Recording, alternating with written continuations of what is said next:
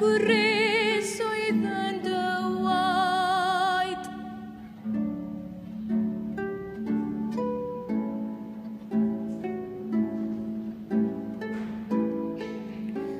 Wrth gerdded glannau i'r fon, daeth atgofion am leisiau plant a gobaith Gwanwyn pell a chydiaist yn yr her a roddwyd i ti.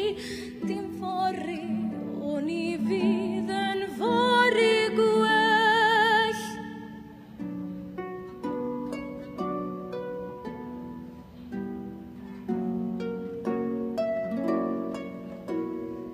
Heno y mae'r coed hydlannau i'r fon yn drwm gan eira gwyn yng ngolau'r lloer a chochni'r haul wrth farw ar y gorwel fel gwaed yn steinio gryf y ddeiar oer.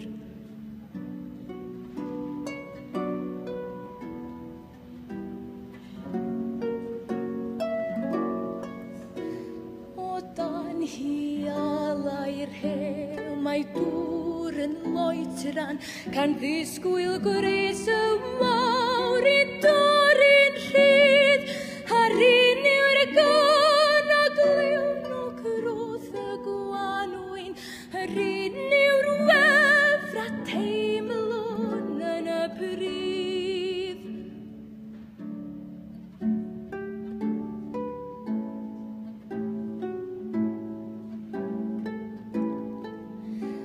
Y fori pan ddaw'r Gwanwyn nôl i'r dolydd a chisan gynta'r haul yn deffro'r tir can teimlo gwres y dydd a'r gobaith newydd sy'n mentro drwy'r cysgodion yng Nghwm Hir.